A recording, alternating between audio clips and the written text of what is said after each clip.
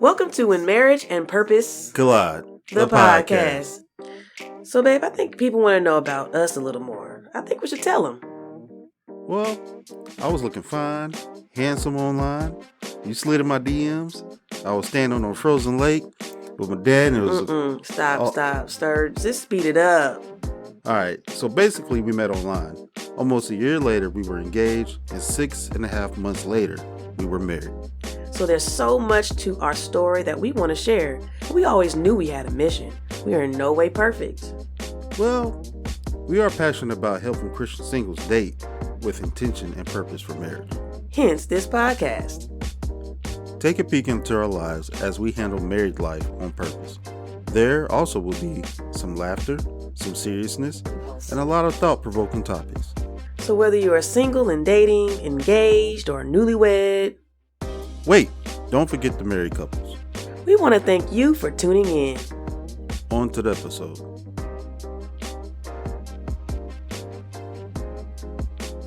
What's up, y'all? Yeah. Welcome back for another episode. Hey, we back for another episode. Slow.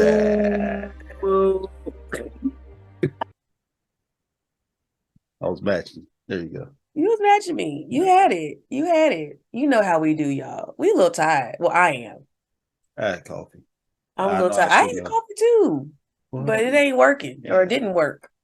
I'll crash, hopefully. Anyway, but we appreciate y'all making it back for another episode. We love our audience and our fans. Y'all have been watching. We seeing the numbers go up on the platforms. We are loving the love. So please continue to subscribe, continue to follow, continue to like, and continue to comment on things that we post and that we put out there. Yes. And thank y'all for also coming in. Y'all, it's been a minute since DJ and I have been on here. I think this is our first episode this season where we actually go ahead. I was about to are together without guests. Which I'm not mad at. That's all I was about to say. Why are you not mad at it? Because we got like multiple guests coming through. We ain't had a chance to do just I can't even talk. Just do G. We gonna keep it in there. Just do us. Yeah, it's been a while since we've actually done one. So last season. This last season, and so we was like, y'all need the love from other people too, and y'all be hearing us a lot. But I know some of y'all are like, okay, we want to hear from y'all too.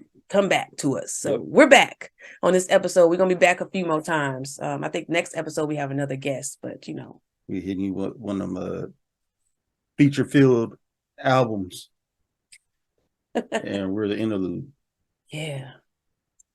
But anywho, y'all know what we start off with. It's our first segment. Hey. Oh, what? What? Welcome to When Marriage and Purpose Collide. The podcast. Now you can go into it. You didn't. No, I did. When did you say something? Just now. You didn't say nothing beforehand. No, because we jamming and I told you was tired. I knew I was forgetting. I felt like I was forgetting something. I couldn't figure out what it was. He got it in there. Yeah, we love y'all. Y'all know who we is. Y'all listen to the intro. First off, our intro is never the same because we always mess it up. I think we only got to write one time this whole season. I'm talking about our intro that we always have. Y'all heard "Welcome to When Marriage and Purpose Collide." Podcast. Y'all know who we is. Yeah. Anyway, yeah, why do we say it twice? Anyway, go ahead. We say it twice. Go ahead. Okay. Something interesting is our next segment, because we always have this segment and y'all like this segment, I think, but we're going to keep doing it even if y'all don't like it because we like to do it. So yeah. Bars. So it's something interesting. And my something interesting. No, how about you go first? I wasn't ready. I know. I got to remember how I was going to intro mine. So go ahead. This past weekend, for all of us who be geeking out and nerding up, wherever you want to call it. Geeking out and nerding up. Comic-Con was this past weekend. And I finally went because I always miss it. Always. Always miss it. Got on my nerves because he kept saying, "Ooh, Comic-Con this I weekend." miss Comic-Con. And I missed it. And well, it makes me mad because it's his final time, like to get out, and you don't get out. And so I get mad when you don't go nowhere. Yeah, that's true. Especially for things you like to do. So I went. I took a child with me. I took my son. I didn't know who to take, but I took my son. I figured he would like it more. We was debating on which child would. Well, Delia, she would like it because of the costumes, but Lavelle, he would like it because of, superheroes. Right. We were just trying to figure it out. We didn't know, but we figured that Lavelle might be the one. Well, because Delia is very scary. Yeah, she has a lot of stuff that she sees, and we were just at Power Play. If y'all know what Power Play is, it's like a little game center that was upsetting place, and so everything that she saw, she was scared of. No, the rides, the horses on the rides. So, segue into that. We'll get back to something interesting. What made me so upset about that? We should have did all of these. We forgot to do it in the other one, but I went and paid for this card, the $20 for us to do all these rides and stuff, and she kept begging and whining about this carousel with the horses and stuff like that. We get to it, and she's like, "No, I don't want to ride it." And I'm already on there with Lavelle. I'm like, I ain't paid. And that's the thing. You got to pay before you get on. So I ain't paid for both of them to get on. And she doesn't get on because why? She's scared of the horses' faces. Which is understandable. But I saw the horses' faces and I was like, okay, I can see that. Yeah, and everybody I told was like, yeah, I can understand that. Yeah, but still, you could have waited. It was just a lot. And she was I think she was overstimulated by the kids and all that stuff. So did she even take a nap? Probably no nap. She didn't take a nap that day. So and she tried to get on the other ride. I'm like, I'm not about to sit there and pay for you to be scared and not ride something again. We just gonna go ahead and me and Lavelle just spent all the points on it on everything. I know we got back. We was like, oh, Delaney finally wants to do something. He's like, it's gone. I was like, after that, I was upset. I was like, nah, me and Lavelle gonna go have fun. He basically won all the tickets for them to get what was it, Tootsie Rolls or Suckers or something like that.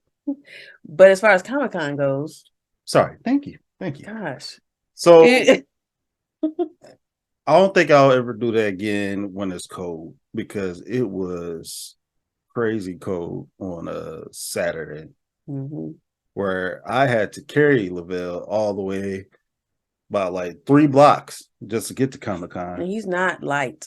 Oh, that boy heavy. It's like carrying 2 backpacks full of bricks. And it was so cold. He had to like tuck his hands into his jacket. And then I had to tuck him into my jacket and then carry him that. It was cold last week. It was freezing. By the time I got home, I was just like, I'm done. I don't want to play. But y'all didn't even stay long. That's because I had to carry him all over the place. And I'm just saying, like, the part that I don't. Well, I was there earlier. Oh, okay. You probably thinking, oh man, they back right after work. Like, no, I was there since like 12. Like, okay, yeah, okay. So I was there early. Okay, and we didn't get back until 2:30. That's long. That ain't long at all for us. When you went around circles, we probably could have stayed and watched the 12 to 2:30. 12:30, 1:30, 2:30. Yeah, when you're carrying the bricks around the whole place. I don't know. I still think you don't know how to stay out. That's all I'm trying to say. No. You don't know how. I think halfway through, after I got done searching what I was looking for, I was like, I want to leave. And plus, Lavelle started getting hungry, and I didn't prep for food. So, but you made it to Comic-Con. I did make it to Comic-Con. I probably could have stayed the whole time. They had stuff going on. I probably could have saw William Shatner, but nope. I was like, Shatner. I'm out of here. And plus, I didn't have what I wanted, and I didn't want to spend that money that they was trying to ask for. They wanted $80 for some pictures, and I was like, "Nah, I'm good." So yeah. Anyway, what about you? Nerd and Geeks. Yes. I'll probably go again, but I'm gonna need you to come with me next time. I ain't going to that. You already told me what was there. I'm good. I saw the visuals in my head. Yeah. I'm okay with that. Cosplay. That's what it was. I'll go to the Black Comic-Con or something like that. You know, they have that. It's called DreamCon, I think. Okay, so but it's not here. So yeah, so I'll be dreaming about it. Well, that's my so anyway, thank you, babe, for sharing something interesting. My something interesting is just more so of reflection off of I listened to Tim Ross, and they had a relationship podcast with him and his wife, Juliet Ross. I love them. Shout out to the basement. But I listened to them, and she was just basically describing her family and her family's like personality versus Tim's personality, her husband. And so she was saying how her family is like joyful and they laugh a lot, they have fun, they're just happy. Like it's just the nature and the grade of their family. Like that's the way it is. And so I was thinking of coming back to the point where my mom was talking to us and how a lot of times my mom, she's such a jokey person a lot of times, and she likes to have everything fun, and she, you know, possibly sometimes exaggerates a lot of stuff, but still, like she brings up these moments and we just laugh and we're funny, and sometimes they're comical or they're just, there's a word I'm looking for and I can't find it, but the situation basically is not real, and she wants you to kind of just take it and run with it even though it's not. And so we and my sister and a lot of us, we just go and run with it, but DJ here is always so literal with things that that I'm like, just can you take a joke? Can you just laugh? Can you just be like, just go with the flow? Everything is not. That's because it'd be like ridiculous. I was just like, that don't even make no sense. And so it's just we just have fun, and we'll use our imagination and we'll go far. And DJ is just, but that's his him. And so I realized my whole point is families have different personalities, and when you marry into a family, you get that part, and sometimes you're like, well, why are they not like my family, or I'm not used to this. And I find it that you're still not used to that, or you just don't. that and our sense of humor is different when it comes to our family compared to his family. There you go. Sense of humor. Mm-hmm. I could not find the word. Why couldn't that word just would not be found? On our side, it's a little dark. A little dark and crazy. Our sense of humor, our family, yes, it has a full on sense of humor. We are laughing, tears in our eyes, laughing off things. And yeah, so yeah, there's so many things. We brought it up in our first season. I will go into that later about the things that DJ had to learn about family. Mm-hmm. That could be another episode. But anyway, that's not something interesting. Just realize that families have personalities. And you have to get used to them. You just got to get used to them on both sides. They're like, you ain't laughing. I'm like, oh, my bad. Yeah. All right. Well, that was the end of the segment of something interesting. And y'all, we got some stuff to chat with y'all about. We finally get to talk about it, babe. Yep. So yes, today we are talking about transitions, and more so transition in marriage. Yeah. And so the reason we bring this up is because it needs to be talked about. We're always, there's always everyone out there, we're talking about, the proposal, the engagement, the wedding, the first year, the honeymoon phase, all of the things that we talk about. And then there's certain things that hit us like a ton of bricks. Uncertainties and surprises or whatever it may be. And it's those things that are called transitions. And honestly, to me, I feel like those transition seasons, and maybe you can talk to what you feel like these are, but I feel like they are true test. Oh yeah. True test, especially if you are walking in tune with God, and you know who does not like to see happy and healthy marriages. You know what the enemy loves to do is to tear and break and manipulate and destroy something that God has placed together. And so the main thing that tries to happen is attacks, right? Or not even more so attacks, but also God opening those doors where you feel this need or pressure or good pressure to move forward in something. And so that then causes the transition stage to happen. And so I often thought back into the first transition phase that we had in our marriage was, and I thought about it, and we'll talk about, you know, what it looks like and how we got through this and all that stuff. But was when we just got married. Actually, I had planned it like right when we got married. So for those who don't know, I'm a former teacher, but I remember summertime, we got married in the summer in June. And in my mind, I was like, well, shoot, I ain't got to go back to that job because I was really not really feeling going back at all. And so I was not feeling going back, but I was like, but what else can I do? Like, I don't know what I can do, and I want to break away. But I was like, well, I'm getting married and there's a second income. So it's gotta be something. And I don't remember when I brought it to you really. Was it after, in, or before? Do you remember when I brought up like what I was feeling and what God was? Well, I know we talked about it plenty of times before we got married, but it was after the fact where we actually came up with a plan. So we did talk about it before we got married. Yeah. Okay. I was making sure. Okay, but yeah. It's kind of like how we always do. We always talk about it beforehand. And we don't put things into action until there's an actual plan set. Because if not, it's like, okay, I don't know if I'm ever going to do it. Sure. And so I was like, well, you know what? I could step away from the job then. And so, and honestly, it was an act of faith. I did not know what the next step was going to be. Like, I kind of knew, but still didn't know, you know, still walking in the unknown.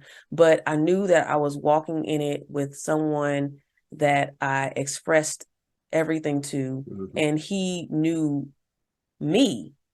Even being just freshly married, like he knew me and he put his trust in me, and I put my trust in him.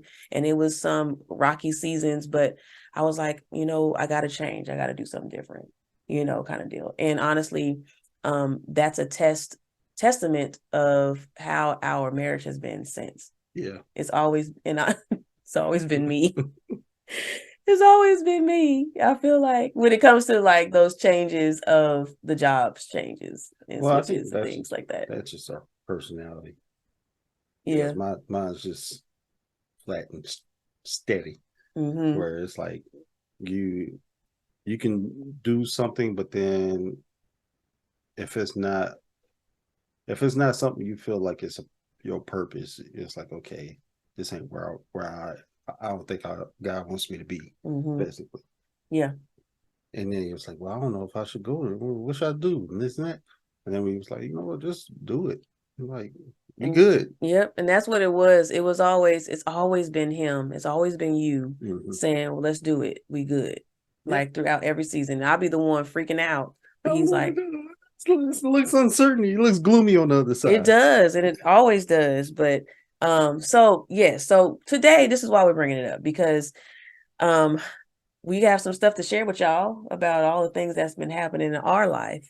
But but before we begin, there's this article I put up because I always like to find things that kind of relate to what we're doing and what we're talking about. And so I found this article that had a graphic from messymarriage.com or teammatemarriage.com talking about 3 ways to weather transitions in marriage. I'm gonna try to add it somewhere. Oh, I was like, what? Right here. So you can see what she's talking about. Yeah, that's cool. Appreciate that. All right. So 3 ways to to weather transitions in marriage. And one way to weather transition is communicating effectively. Now, if y'all know us, y'all know we've been talking about this is like our sweet sauce. Special sauce. Our secret sauce. Secret sauce. I said sweet sauce. It can be sweet sauce too. But you gotta ask for it. Oh, it's our secret. So I'm tired. So I'll be extra goofy if you keep acting like that. But Turn it up. Our secret sauce to our marriage is communication. And so this is something is not new to us. We are true to this. But what it says here is that much like the importance of knowing our love languages, communicating in a way that facilitates understanding for our spouses is vital to the health of our marriage. And during seasons of transition, which are often high in stress and emotion, the danger of miscommunication is high. So in my mind, all the things that are going on, we have to communicate. And I remember either it was a podcast or a quote or something that was saying that in seasons of transition, you have to communicate the most, like over communicate, basically what it's saying. Mm-hmm. Like don't go less. And oftentimes we tend to go in my shell. Go in the shell, or oh, he knows what I'm feeling, or she knows what I'm feeling. But this is where assumptions. But basically making sure you over communicate. And that means not just talking, but even your tone and how you communicate what you're trying to get through, because you're irritable, you're stressed, your emotions are high, you you want to fight the world, you got the kids all around you, you got the to-do list and all the things, plus the trial that's happening. And so it's best to be like, this is why I felt that way, or this is why I feel this way, And I remember doing that for sure with you. The second thing is managing expectations. Manage your expectations. So it talks about here, the truth is neither of us really knew what we don't know what to expect when we're faced with transitions, right? And so some of us, and honestly, we've never experienced these things before in our marriage. So we're almost 7 years in, and it's a lot of things, and there's going to be more things that we've never experienced in our lives before meeting each other, and then also together. Doing it together. And so this is where you have to make your expectations known. And what it says here is what I like. It says, an expectation is just a wish unless we share it with someone who has a hand in making it happen. And so it's like, you can expect all you want, but until you actually express it, which also I believe comes with communication, it's gotta be hand in hand. It's gotta be hand in hand. And so you have to consider each other's expectations, and that's why it's important to communicate effectively and to make what you want known. So even in like the season of frustration, what do you want this end goal to look like? What are we expecting out of this? Let's talk about it. And then the last thing is to remember the commitment. And so like remembering why we got married, remembering the purpose. I do. We're going back to the I do. Like when we remain committed, it's what it says. And when we remain committed to each other and God, we have the foundation we need to weather seasons of change and times of tumult. God intends marriage to be till death do us part. Our marriages were meant to outlast the changes we face in this life. And so this is one reason I believe that when stuff hits the fan with relationships and with marriages, it's like, you both don't know how to handle it. And so things go haywire mentally, physically, emotionally. And that's where separation begins, because we don't know what to do. We both don't know what to do. Yeah. And so the main thing that I can say that we've done, and we're going to talk about it, is how I want us to really talk about how we kept God first in this, how we were still able to communicate. What did we do to keep the peace in our home? What did we do to make sure that we were still in tune? And how did we still, like, this is when marriage and purpose collide, how did we still activate our purposes within all of this, right? So as we're going through this, we're going to share this with y'all. Yeah. Okay? Because it needs to be talked about. And for the singles out there who are wanting to have healthy marriages, because that's our audience. Y'all listening to us, the newlyweds out there, but specifically the singles. Think about this. Like when you're dating and you're in a long-term relationship and you're wanting to be married to this person, what questions, after you listen to these transition seasons, or maybe some transitions you've had in your life, talk about how your spouse or how you will respond to situations that happen like this. Yeah. The what ifs. Y'all need to talk about the what ifs. Don't hide the what ifs. All right, let me go in. You could go in. I'm just letting y'all know. I'm gonna talk about our transition season. So basically, I first want to tell y'all to figure out what it is for y'all to have that transition season and put a name on it. Not actually like name it. I'm just saying name on it. Figure out if that's the season you're in. Because one thing I figured out every time we have a transition season or any kind of season, a lot of it is like I hear either through a sermon or somebody says something and it's a repeat. Mm-hmm.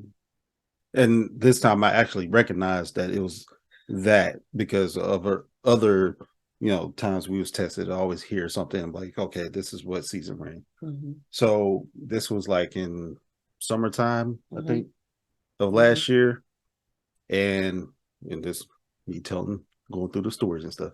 But like I was hearing it through like Pastor 83, what's the other pastor? Michael Todd, and then I heard it somewhere else. And I was just like, okay, I think this is what we're about to go through.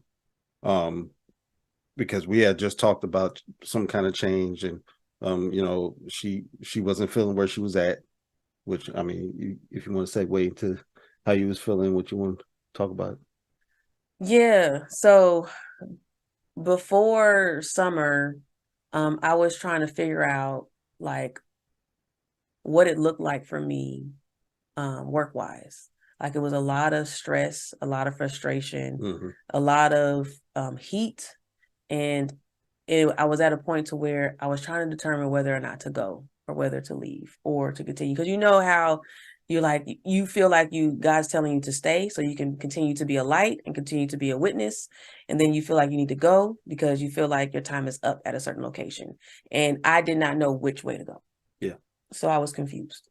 And so that's why I just leaned into God more, and I leaned into prayer more, and I leaned into like asking God, like, what do you want me to do next? I have no idea. And so that's kind of where she communicated with me about it too. And that's when when we had our check-ins, insert check-in at. No, I'm playing, but when we had our check-ins, and we have a section of our check-in that's just about spiritual growth, a lot of times I would bring it up about what I feel God is telling me in those moments. And that's where we started talking about the sermons that we've been hearing, and we'd be like, you know what? I think that's what's going on. And do you want me to insert the dreams too, or is that later? No, I'm talking about the dreams. Okay, go ahead.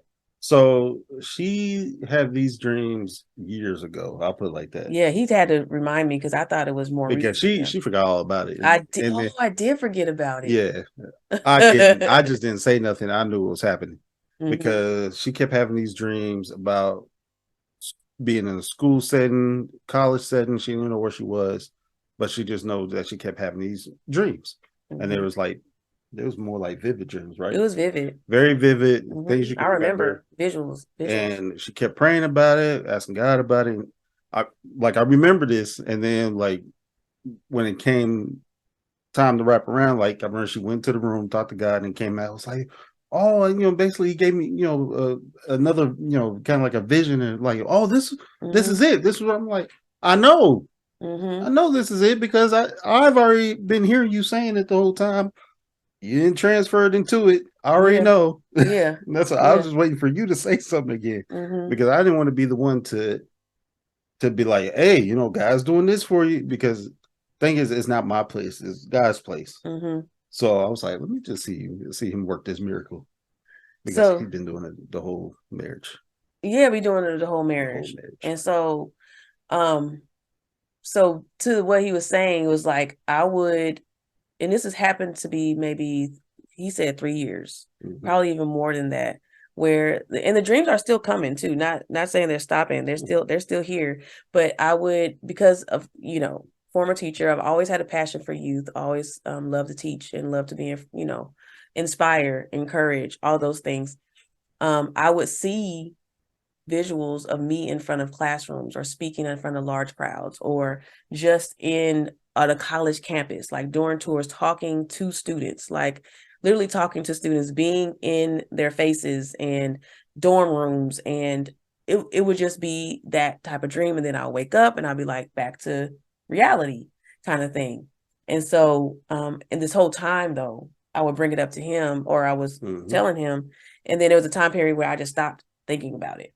Where I mean, I had dreams, but I stopped really connecting dots to it. So we'll talk about that, where the dots came, where he's talking about. But I stopped connecting the dots, and I just let life go. So I'm just like, okay, let's just roll with it. Yeah. So we're gonna go back to what I was saying. So get the paperwork. So, like I said, we had the sermons about it. Yeah. And then after we basically put a name on it, figure it out. So you really don't remember anything I said? I know what it is. You've been on that game with all your little friends. Why they gotta be little friends? Anyway, you still didn't give me time to chill. Chill? What you talking about? You got all the time in the world. Plus, you know what? What are we eating for dinner? What you want to eat? Just pick up something. I don't care. Tacos? We had tacos a few nights ago, so no. Chicken? Chinese? Thai? Ugh. Fine, let's just do tacos. Hold up. You know what? When's the last time we did check-in? We hear all the time about how important communication is in a relationship, and most importantly, a marriage. But what does communication really look like? Well, in the Couples Check-In Communication Game Changer, we provide tips and tools on starting your own check-in. If you feel like communication is failing, or that you are both not on the same page, or you just want to try something new in your relationship, get this resource today. Visit www.lucretiahaley.com to get yours today.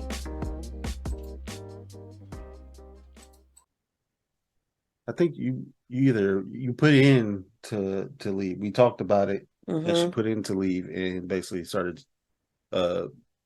because she came to me, was like, well, I don't know what I'm gonna be doing after this. And so as long as you find something, because I didn't want to be the only person bringing stuff in, because I know we're good, but I know if it was solely just me, especially where we was at with 2 kids, got the house, vehicles, which that's part of transition. Like I knew that wouldn't work, like full faith work. So I was like, at least something coming in to help with the cushion of things, and we set things aside and everything like that. Plan, cut back on a whole bunch of stuff. You go deep into that. Yes, keep going. I'm gonna just tell you as far as go ahead. The lead up to that. So this whole time it's probably like this was before leaving. Okay, this is before leaving and the position that I was in. And I remember being very nervous to come to you to tell you about what I want to do now. I feel like every time you feel that way, you think I'm my dream self about to pop out or something. I just feel nervous because, again, this is like another transition that I'm putting the family through now. The first time we did it, we were just us. It was just us. Second time I did it, it was just Delia. And so now it's like we have a house, we got responsibilities, we got all these things that we're trying to do. We got businesses now that we're trying to get off the ground and run and do what we need to do with. And so now I'm here because God told me get up moving. To get up and move. What the heck does that look like? And how do we do this? And so that's why I had to come to you. And I was like, and I was nervous because I don't know how to do it. So I didn't know how to do it, but I needed to tell you because, again, it's whatever you're vulnerable at, you need to speak about. Whatever you feel is tugging you, I need to speak it out. Yeah. I also think the fact that there's a lot of times you don't like how I answer things is when you come to me like that, that's where how I answer shines, because I always think it through. Because a lot of times, like, why are you thinking that through? Just let it happen or something. Like, no, like I actually came like, okay, we could do this and this and this. Here's this game plan, this and that and that. Then we start bouncing ideas off. And it's like, okay, you know what, that makes me feel better that now we got a plan laid out. Yeah. Instead of you thinking I'm going to be like, oh no, I don't want to do that. No, you stay at your job. Right. And I was going to say that, like, if he would have said, no, you got to stay at the job a little longer, then that's what I was going to do. Yeah. But if I If I would have said that with no backing, it would have been like, okay, why am I staying here then? I'm just saying, I would have been obedient to what you would have said to me if that was what the deal was. Yeah. I wouldn't have liked it, but Yeah. I would have saw that what you were feeling. And so so after that, it was more so we put a game plan together of Yep. and I felt so much at peace with it because I felt like you trusted me in the process because you knew, going forward what it was going to look like. Like we communicated like what it would look like, because this was going to financially drop. I already knew what it would look like. For all of it, it's basically, it's kind of in a way we're going back down to one income. And the little stuff, change that I did bring in was very helpful, but it was still like we had to make stuff work. I have to tell her this every time. So what happens is, you because don't put that hand down. What happens? People that's listening can't see your hand. Oh, sorry. Stop! All that loud noise in the camera in the thing. So what happens is, every time we go through something like this, I always have to remind her when we first went through it, God kept blessings along the way. He always does. At the very beginning of our marriage, we was like, okay, we have to pay this, like, I think it was like $2,000 for. You keep reducing the amount every time you tell the story. I just remember I just remember $2,000. It was like in context, people don't know what you're talking about. When we had to pay for the building. For the wedding. Our wedding. Thank you. Okay. People don't know what you talking about. So it was like we already paid a bunch of other stuff, and it was like this $2,000 fee. And at that same time we had to pay it, I got an extra bonus check out of nowhere for the same amount. And I was like, oh, put that towards that. Thank you, God. Right. But every time it's like something comes up where we're thinking like, okay, now we really got to do something. We got to hunker down and find these funds coming out of nowhere to pay whatever. And God is like, nah, I got it covered. It's always for the exact amount every single time. That's why when it came to this point, I'm like, all right, no, God got us covered. Just go ahead and do what you need to do. And we still need to do our end. But I already know throughout this whole time, God's got it covered. He's gonna increase what we got as long as we, stay with him first and listen to what he's got going on. We set. Yeah. And she's like, I don't want to hear all that. It's hard to hear, but it was more of a stretch of faith. Yeah. For me. And it was like, God was like, I need you to go through this so you can see what I can do for you. And so during that season, it's like the pressure, but it's also God's in control. Like you have to allow God to be in control over every step. And so that's where I believe he wanted me to be in order for that, but also to put trust in you as well. Yeah. So it was like a tug of war with me because I was like, I don't feel like trusting. I don't think it's gonna work. Okay, trust. It ain't gonna work. Okay, trust. Kind of deal. So this was honestly, so this was basically the first phase of the transition. This was just the tip of the iceberg. The tip of the iceberg. It's like once we said yeah, like, and I feel like God was like, you need to do this. Yep. I think if our obedience spoke to this moment. Yeah. That's what it was. What? Sorry. No. It's good. Hold on. I think it was Michael Todd. I think it was. Oh no, now my mind's slipping. Dang it, what was it? Oh my gosh. Sorry. Because you just said obedience, right? Oh, now I forgot it. Now I'll wrap it. Was it a sermon or? Yeah, it was a sermon. Crazy faith, or it wasn't crazy faith. It was during this. It was about the transition period. But I ain't forgot what it was. I should have said it right then and there to cut you off. Now I forgot. You did cut me off to say it, and you didn't say it. My bad. Now I can't even remember. Okay, cut that part out. Yep, I'm gonna have to. Yeah, because that was just the whole. Anyway, continue. I don't know where we're at now, babe. Okay. So you. I should leave that in there. Anyway. So the first phase of transition, tip of the iceberg. After that, it got a little wild. First, who got sick first? It's always Delia. I think Delia got sick first, and it was like I don't know, it was a random fever. Had to keep her home for a little bit, and then Yeah. Lavelle got sick, and he's Mister Snot McGee, Yeah. and had to handle him. And it was like, okay, we thinking maybe COVID, had to do a COVID test. Nope, And it ain't that. we also, which we forgot to tell the people, is that she started preschool. That's right. She started preschool. Started preschool. And so that's, of course, another way for her to catch Oh yeah, whatever. them And kids. then whatever else was just rolling around Yeah, the earth as far as attacking. it wasn't. It was during the whole RSV Yeah, increase and stuff like the that. So whole it could have been that. and everybody was going through. So it wasn't just us, but it was like I felt so like in common with all the other families around us because they were going through the same exact thing I would see on TikTok and all the stuff.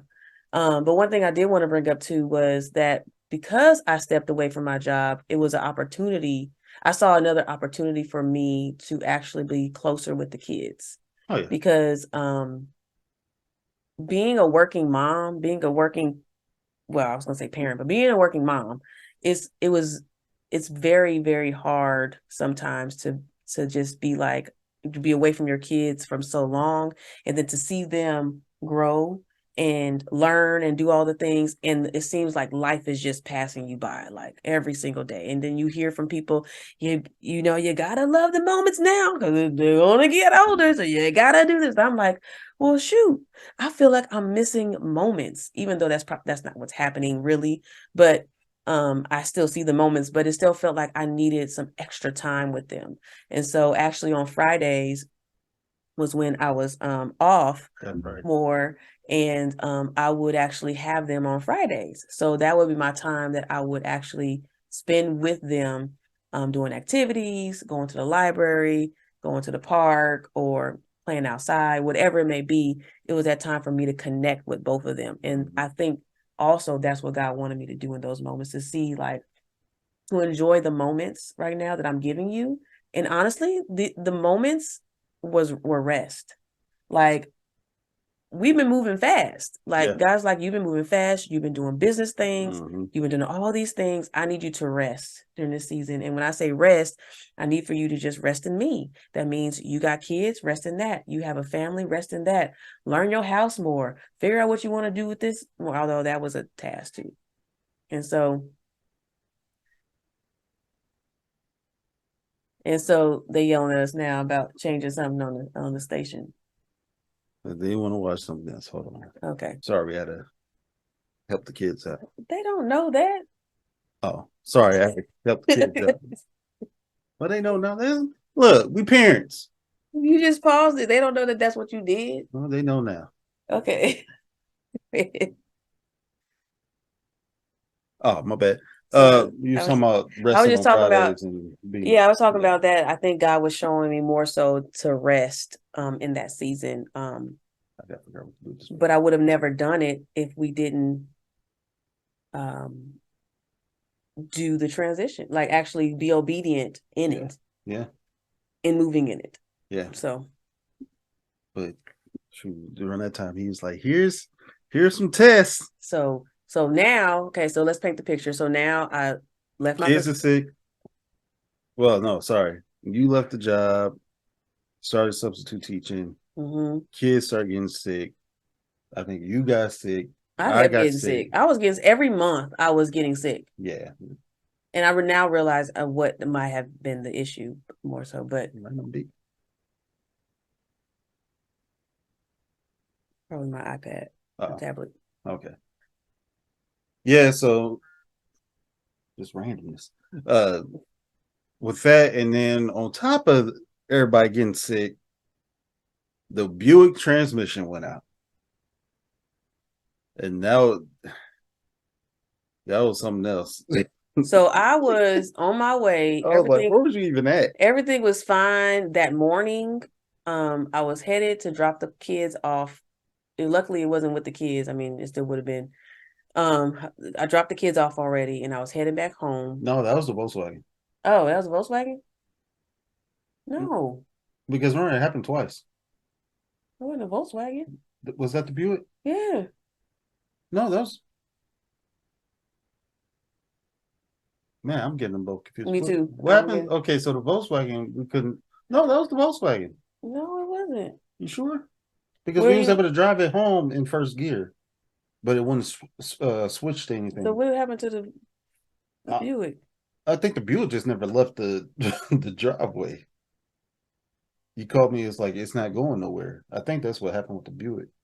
And I tried, and it just Where you picked me up from CVS or Walgreens? that was the Volkswagen. Oh, Because I remember it was like we had just got it. You took it over okay. So it's there. back up then. Yeah.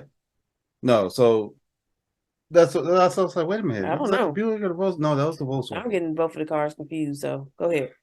That yeah, let me get into that. So basically the Buick transmission went out.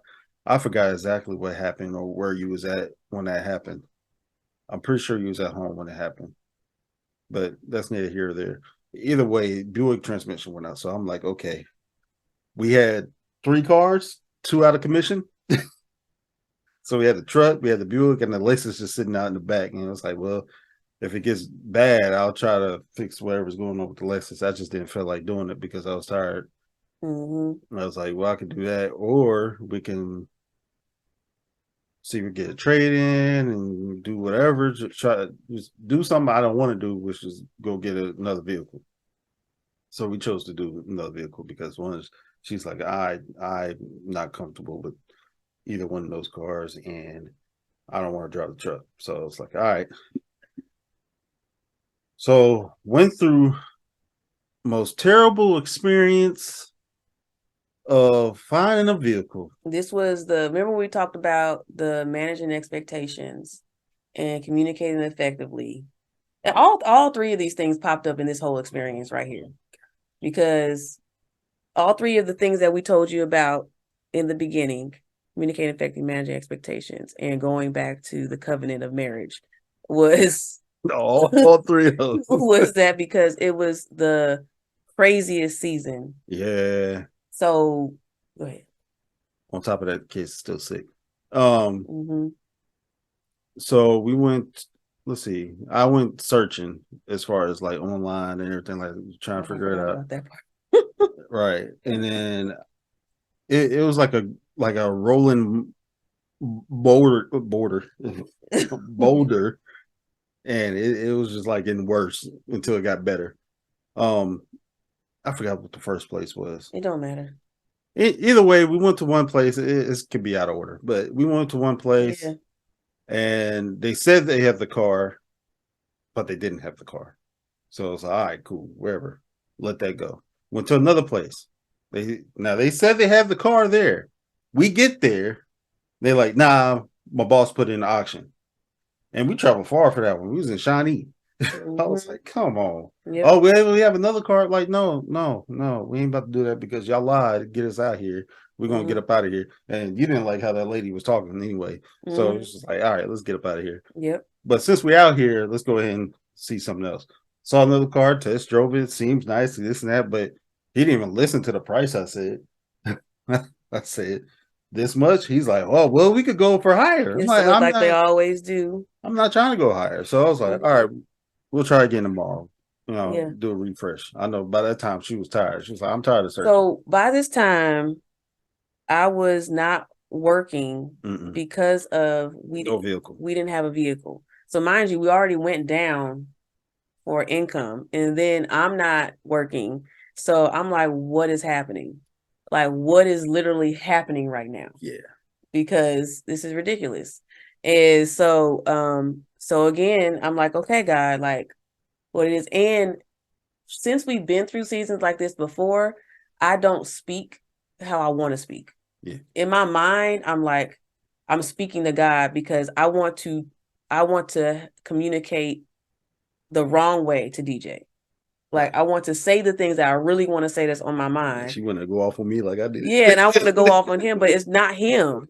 It's the situation. And so I have to keep reminding myself, okay, you got to be there for the kids. You got to still pray for him. You got to see, like, pray that everything works out in the situation, that everything's in tune. And even when we talk, we'd be like, we know what this is, right? Yep. Like we already knew. It was just that we just had to be.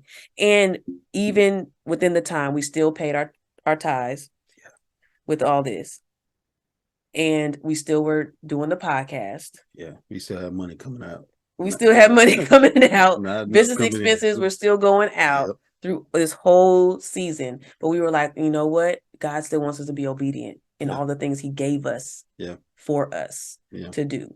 Right? So we have to give back. And so our way to give back was to continue the things he wanted us to do with our purpose in the season of the car situation. So go ahead. Car situation ain't even over. So yeah, I had to insert that.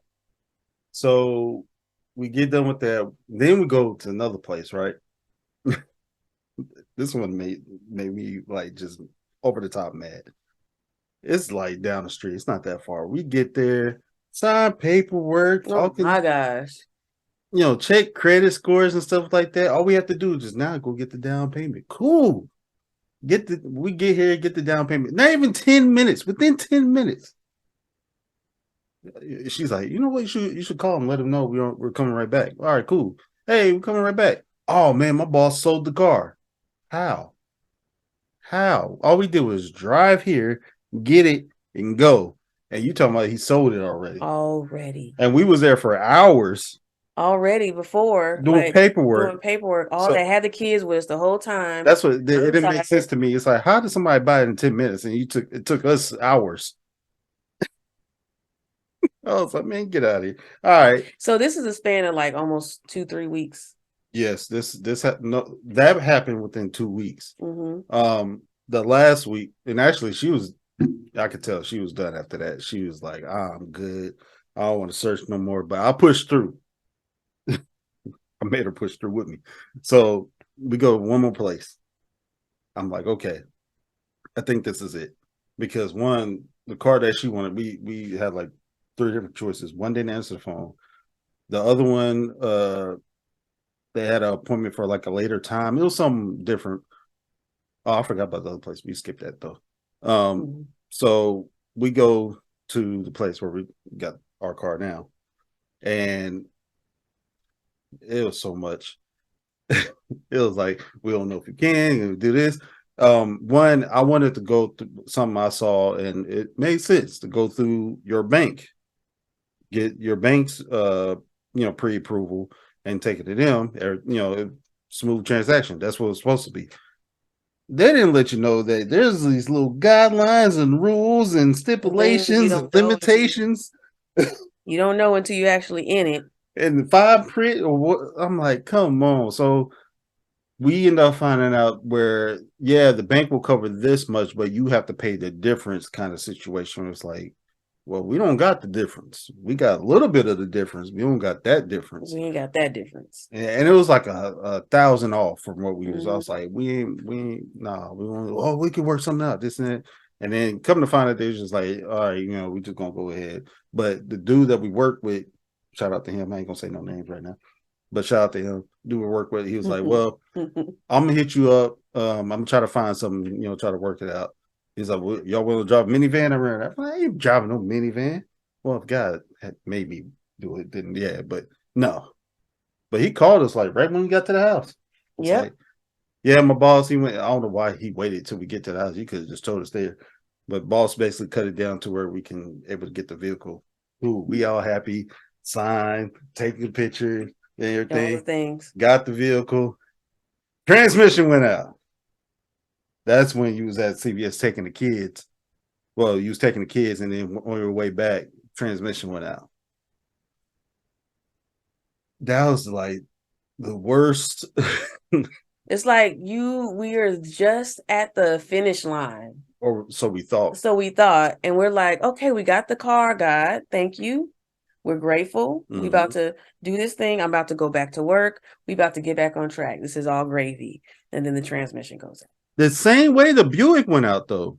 That was the crazy part. I'm like, what? So, and it's a used car, but it's a new car. Well, come to us. They said they checked everything. Oh, that was the part. That's the part. They said you can probably talk more. Yeah, we serviced everything. We even serviced the transmission. I'm like, all right, cool. I was like, why the transmission? And you can see Yeah, it's in all in the paperwork saying they service everything. It says service transmission. I'm like, in my head, I'm like, why would you even need to do that? I was like, maybe they just went over the top because he went over the top. I'm like, maybe they just extra customer service, And you we know? was like, cool, that's great. That means it's really top notch. And so I'm And it thinking felt like that until that happened. and then the transmission goes out.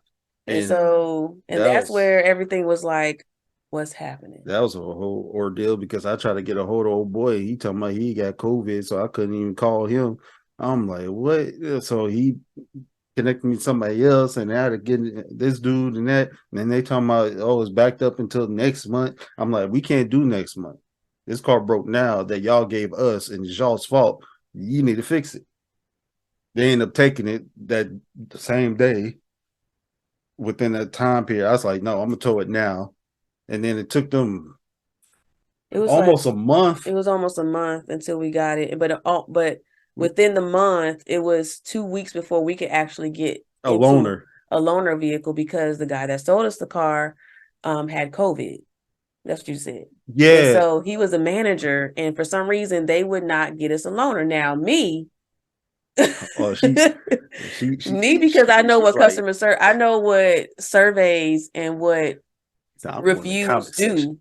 So I went on all of the auto review sites that there ever was in life, found all of those, plus Facebook and Google, and wrote reviews on how bad the service was because they didn't service us. Yeah, that's when they hit. Oh, Daryl, we got a car for you. I'm like, yeah, you Exactly. better. So it was a whole ordeal that, but I was not. I had to stand my ground because I was like, this is not right. It's not right. Oh, actually, I skipped over the part. I skipped over the part where you got mad At when we was getting the car. I think if I didn't stay longer and risk you being mad at me, I don't think we would have got that car anyway. because it was a lot of stuff going on. I was tired. I was hungry. I was with the kids all day. We was going back and forth to dealerships and listening to no's. And then he go in, he keep coming back in. So this is what we got to do. And this is what we got to do. And so I was like, if you tell me what another, this is what we have to do, I'm about to flip out. She's like, let's go. I'm done. And so I was like, I'm done. Don't tell me nothing no more. And then he come out, hey, how you doing? I'm like, I used her anger as an advantage. I was like, you know what? She's very upset right now. We've been through this the whole time. I'm like, I'm gonna play this. She's gonna have to be mad at me. We may have to get in an argument. I don't know what's gonna happen, but I'm gonna push this. right. So anyway, so I don't know if you want to do long story short to add up to Yeah, yeah. Basically, long story short, they finally fixed the car, which yet again they fault, they but fought they fixed it. they paid for it and all They the paid stuff. It was for it just we were out of a vehicle for a little while. for a month. Well, for yeah, almost a month. Yeah. So Without that vehicle, but they did give us the loaner. And after they gave us the loaner, it was like, take out sweet time. because I like the loaner. Oh yeah, she was driving that thing and everything. I was like, I don't care no more now. You And can keep the then loaner. going forward, what else So happened? So we thinking we catching our breath. We whoo, all right. The no, kids were kind of, I don't know if sickness, I can't remember too much. It was just off and on they all the time. But they got better later, but yeah. it was still a little rough. So yeah. Um, and then Foxy, her health started declining to the point to where it seemed like it was like quick. Like my birthday hit, it was like she blind, she going deaf. Well, she was already going a little bit before that, but it was like it was real bad to where the point to where she was bumping into walls and walking down the hallway all blind and everything like that. And it was rough seeing it. At the same time, I was like, it's getting there. Um, hold on. Yeah. All right. So Foxy was bumping into stuff and like she couldn't hear, and then it was that on top of she's already picky with her food. She wasn't eating right, and trying to think what else was happening during that time. Oh, your parents came through, and that made things better as far as. You had to go back on some stories, but go ahead. Okay, no, rewind. Go ahead before I continue that. You got to go with timeline. You didn't fast forward to Well, yeah, stuff, and because we the missed car some stuff stuff. was in November, and then we had Christmas going on. We missed the job. The new Wait, oh yeah. I forgot about that. yeah. So this is Go ahead. like before Christmas, so Thanksgiving and all that stuff. It was still a little tight, but we kind of made do with what we had. Mm-hmm. And then, Christmas season, of course, is arriving upon us. But Them kids was about to get nothing. yeah, so they was about to get love for Christmas. And so basically, it was where I was at a phase to where I wasn't just going to apply for anything, for any job, and just try to just make it work. I've done that before, and that drove me crazy because I knew it was still like, God, am I trusting you? It's more of me just getting something just to say I got something, and just because we need money or whatever. So I knew that wasn't what it was. And so basically, long story short, like I was on LinkedIn, and I was like, wait a minute. And I looked at the job, and I was like, nah, I'm not gonna apply. No, I ain't gonna apply. And then I ended up looking at it a little harder. And then I was like, you know what, I'm gonna apply. And so everything in it, it was a kind of fearful, but I was like, I don't know. So I remember coming home, and I remember telling you about it. And you was like, you should apply, kind of thing. I go for it. So I was like, cool. So I did. And you know, I knew with my experience and what I've done before that I can knock it out the park. And so, for what it was, and all the things. And this is where the epiphany came. I don't know if it was during or after I got the position, but it had to be after. And so I remember I did the 2 interviews online, and I, knocked them out the park. And I remember the call that I got, that the manager calling me saying, "Hey, you got the position." And I'm like, "Oh my gosh, like, praise God. Yes, like this is amazing because it's just in my wheelhouse." I remember coming home, and I'm like, "This is what I'm doing." And I said, "Hold up." I was like, "Wait a minute." I was like, I'm working in the same places I had the dreams about. All the dreams are coming true. Me working with college students and talking with them, and encouraging them, and being in classrooms and walking on college campuses and all this stuff. Like, I'm doing exactly that. And you was like, "See?" Told you. And I was like, "Oh my God." And so it was like, okay, God, like, I see how you're working. You wanted this moment to happen for a reason, because you had a direction for me to go on. And if I didn't say yes to you, I would still be stagnant in where you wanted me to be. So this is why it's so good for you to be in tune with somebody else in your life, and somebody who you're married to be in tune with you, and to be in tune with God, because he was able to walk with me in that. Like, even though it wasn't his specific dream, he still walked with me in what my purpose was for my life. Like, it was joint, a joint effort. And so yeah, so this is so they were like, "Well, Christmas break is coming. Why don't you just wait till January to start? Because it'd be crazy for you to for you to start. You only got, and then we off for 2 weeks, and then come back in." So yeah, so I'm on the new job, and then Oh yeah, I forgot birthday. my parent, yeah, new job, parents, your birthday hits. Yeah, my parents coming to town for our daughter's birthday. Yeah. Weekend, and we then go back to Foxy, and that's when we started seeing the decline. Yeah. In Foxy. Yeah. Well, it was already happening. Yeah. So we saw the decline in Foxy, and I don't know where you were going with it, because I was going to talk about Marquita and her. Well, yeah. If you want to skip the whole birthday and everything, I think that's fine. Yeah, I mean, because it was nothing much in that. It was just we had I had family over for like the first time, actually. Yeah. Hey, hey. You got.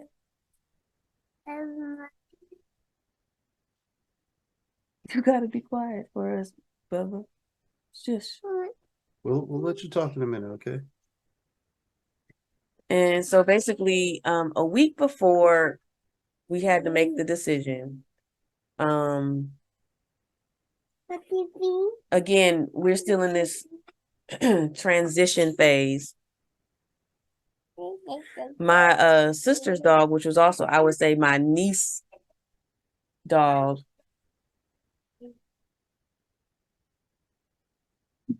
All right, see you later. Okay, bye.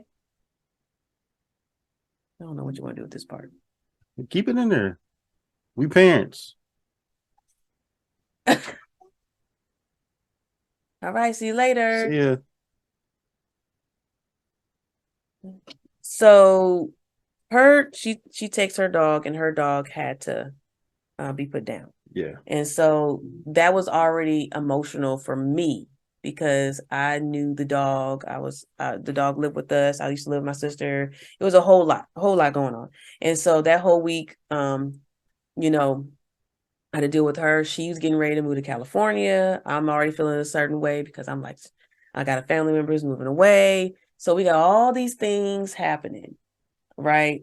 And then Foxy, the week of Foxy. Yeah. I think it's happened the same week. Yeah, I feel like she waited till my birthday and then everything just went downhill after that. Yeah. Because after Nyla went down, it was just like everybody kept talking about, Foxy gonna go, Foxy. I was like, stop saying it. And then so her health was just like declined, like to the point to where she just wasn't eating right. Like she wasn't trying to eat really. I had to help her do it. You could tell she was getting weaker until that Friday. Like Thursday, she got better. I'm like, okay, maybe it was just her getting a little sick or something. Nah, Friday it was just like it was bad. You had to call me, kind of let me know like she ain't doing well. She's just like not getting up. She was still breathing and stuff. She just wasn't herself at all. So I was like, God. Yeah, it was tough. Yeah. Because it was one of those moments where I could not tell you what to do. Mm-mm. Like you had to make the decision for yourself, but I had to also encourage you during that part because it was like, I didn't want to see her in any more pain that she needed not to be in. And then also, I don't know how much longer we can go through this. No, we was not going to make it to Monday. Yeah, I just didn't know. I mean, emotionally, it was tough. Yeah. It was a lot because of the kids, and then things were fast paced around us. But it was like this was the slow moving process where it was like always like, what are we going to do? Yeah. And so that night, the next day or whatever No, it was that night. Oh, that night. Okay. Yeah, that night we had to make a decision and I called a few places and yeah. That's why I found out dog emergency hospitals or animal emergency hospitals don't open until 5. Random. 5? Oh, at night? Yeah. Yeah. Because they're 24 hours. Yeah, because I called her vet and they didn't have no openings, but then they called me like real quick and I tried to call them back within that minute and it was like, oh, somebody already took that spot. It's like, what you call me for this? So it was the longest ride, the shortest miles as far as to get to this hospital place. Right there. It was right there, but it was the longest drive ever. Yeah, it was to get to this. And yeah, we went in and I just know that I was like, okay, God, this is something that you needed us to go through. And I know a lot of people, I know for all the people who ain't pet people, that y'all like, what is up? Like dogs. Like, how is that? That was my buddy. And so I had her since 2008. 2008. And I have to paint the picture. She was there when I was single. I was 21. Just got my first apartment. She was there since then. And all the way until I got you. I got you. I got the kids. Got the kids. Moved with us multiple times. Moved with me multiple times. Like she's seen it all until she went blind, of course. She was how many years? Did you say 16? Yeah, about 15, 16. 15, 16 years old. Pomeranian. My little road dog. That's what I call him. So I'm gonna say this because I think people should know. What's up? As far as me seeing you. Oh, I cried my little tears out. Oh. So for the go ahead. No, go ahead. For the people that don't know, I have never seen my husband cry before. Nope. Maybe one tear. That's about it. And I didn't even see that because you didn't show me. You told me I it said I had happened. a tear. Where? Right, exactly. Where? This was way back when at church. You're supposed to have tears at church. So it don't count. I didn't even cry during the wedding. And she was like, I didn't see you cry. I don't think No, other people were I didn't really care for you crying at the wedding, but everybody, why did you cry, DJ? No, that was your mama. You should have cried. Like, what? No, but I was like, at the moment, I mean, of course, we both were crying. We both were just in emotions, tears falling through both of our faces, tissues, ugly crying, all of the things. But that was the first time I seen that emotion from you. And that's how I know this was tough. This was hard. This was not easy. Well, I tried to hold up, but at that moment, I knew you wasn't gonna be able to. I was like, because I couldn't do it. And press the button when you want us to come. Yeah. I don't want to press no buttons. Nobody wants to press anything, lady. But let us know when you're ready. I'm not. I get it. And so that goes to the whole thing of the communication and to the vulnerability. It was another level of shed vulnerability that we needed to have in our marriage. Like all of these moments that we're describing to you were moments of just straight transparency. Like we had to open up more. We had to talk through more. We had to open up with frustrations. This moment, but it seemed like it was an ongoing spiral. Yeah. That we had to keep going. Like even though we had the ups, we still had those things that just kept coming at us. Yeah. So was that all of them? No. So okay. After that, yeah, that's when we got news about life groups. Oh. And we always wanted to go back into groups, but we wasn't expecting to lead or co-host, I say. Co-host group. So we was like, you know what, go for it. God wants to do it, let's do it. So now we're co-host, although our group is small, but hey, it don't matter as long as we reach somebody. It's about the quality, not the quantity. And we're doing, which is crazy because it said it in the beginning part, love languages. So we're doing that. But the reason I'm bringing it up because one of the discussions we had when you were talking about transitions, and you asked me, so are we still in the transition period? I was like, yes, like without even thinking, but like, yes, we still are. Because the crazy thing is during that time we were getting blessed from my job. There was a grievance that was won and sent out to everybody that was in like my position. But even with that, there's something I realized that even with blessings during the transition period, it's still a test. Because it's a test to see what you do with that blessing. After all the stuff that we just been through, now that was all the study. That was all the stuff you had to work for to get to the test. Now here's the test. What you going to do with it? Are you going to mess it up after I just showed you what to do this whole time? After all of that struggle? Because not a lot of times you're going to get a blessing at the end of that. A lot of times he's just going to put you straight to work. But right now he's putting us in a position to where, okay, I'm going to put you to work, but I'm going to bless it in that time. So what you going to do with it? Because it's still a test. It ain't it ain't over yet. Because that transition basically led us to more transitions, but it's not as harsh as what we was already going through. So that's why I brought up the life groups. Yeah. Because it shows again, like we knew that it was a time and a season for us to do this. We were hosting plenty of events over this Christmas break for your birthday. Yeah. We were hosting events in our house. Yeah. And we were realizing as we were working together to make sure our house was prepared for people, we was like, we can do this. Because in my mind, I was like, I don't think we could do this. Oh no. I don't think we'll host something. Like, we can, but I didn't feel confident that we could. But seeing how people were brought together in our home, and that even though we were going through tough seasons, we were able to still see people, light up when they come in our house and still feel loved and still feel welcomed and comforted and all those things. I was like, okay, God, you're showing us something. Like, that means we need to go ahead and be obedient. And then I'm in my mind, like, do we have time, like, to have a life group? Like, will we work this God out? said make time. We got podcasts, we got business stuff, we have work, we have this, my new schedule, all this stuff. Like, will we find time? And God was like, you find time. Yep.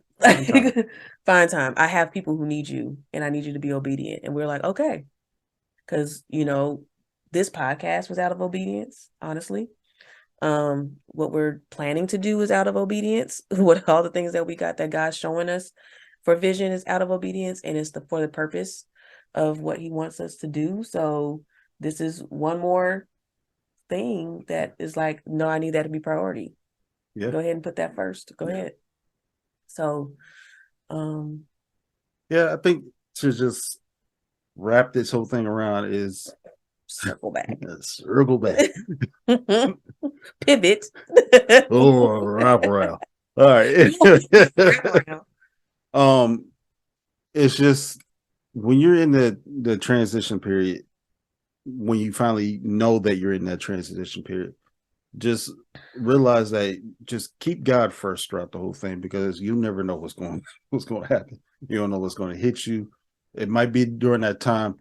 Now remember, it might be during that time to where you feel like you're in exile. That's what I was about to say.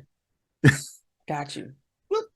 That wasn't Michael Todd that said that? No, but still, still brought up. Okay. God wrapping around. He said, no, it's not time yet. Let me slip it off your mind. Wraparound effect. Go ahead. What are you even talking about before it slips off? Now I'm in it now. Okay. So exile, you can see it two different ways. Basically, when he put you in the exile, and that's basically what this transition period was for us, is either a punishment or a punishment or a blessing? What was it? You're bringing stuff up that I can't remember. Basically, it was two sides of it. And it's only dependent on your actions before that. So if he was obeying him the whole time during that, before that, and he has you in exile, it's not out of him trying to spank you for whatever you did or nothing like that. It's more of putting you through a test. That's what that exile is. It's not something because you're doing something wrong. It's like, okay, now it's time to test you on all these things that you've learned. That's what this transition period is. It's like an exile. Now, if you were sinning all beforehand and he puts you in the exile, you're going to see it as punishment. When it's all how you see it. Yeah, it's how you see it. So this whole time during this transition period, wherever you're in, you could be in the middle of it, you could be at the end of it, cleaning up, whatever it says in the thing. I'll show you that later. But you just have to put God first and just, push through it, because at the end of it, one, you'll be stronger. So all them times you'll be like, oh, I'll pray for strength. This is it. So that's whole wraparound. What you got? She tired. Yeah. No, it's just and it brings you back. I'm wrap around too. Wrap around.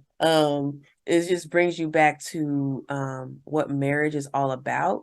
And when those seasons come, to move in them and not be fearful of them. Yeah. Like, if you're walking with it together, then walk in it together. That means praying together and communicating together and talking it through together, because it's something you have to go through. Yeah. Like, you can't avoid it. No, ain't no avoiding that. You just got to just go with it. And so, yeah, it's a journey, and it's really teaching us and has taught us a lot. And so, yeah. And please make sure you communicate with your significant other, because if you don't, all them things that's happening, all the stress and everything like that, you're gonna be taking out on him, because all he said was something. Literally, like, hey, something. Oh, yeah, you said it again. I'm like, what's wrong? Like, what you mad at? Anyway, just communicate. That's what it is. And communicate and remember the reason why you all are together, and and just be held accountable. Just be accountable. And if you need help with the communication, we got to check in. Check it out. We have a check-in cheat sheet. He just stops. You don't never finish what you're saying. We have a check-in. What? Where are we checking in? You check in into our check-in cheat sheet. It's a check-in cheat sheet that DJ and I created about the process of how we communicate bi-weekly, and it covers a various amount of topics.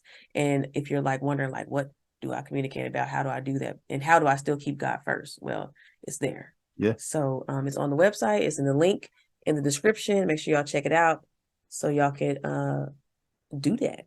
Long-term relationships, newlyweds, married folk, go grab it. Yeah.